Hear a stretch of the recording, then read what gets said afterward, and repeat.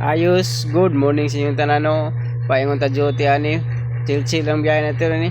Oops, naibakang ni tabok, kalit sa dagan Lihay tag pinakalit ani So kung di malihayan bangga gyud tuarang baka, perting gamaya, kusog ay dagan.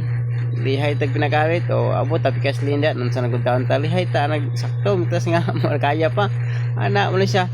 Pero wa ako nakulbayan kaya wa ni kulba akong doghanan kaya ni balhin sa likod. Wa ako kulbayan pero ang kulba ni balhin sa likod. Ana mo siya. Niabot na lang ko sa akong padulungan pero ang kulba sa akong likod wa panahuman unsa nagutaon ta.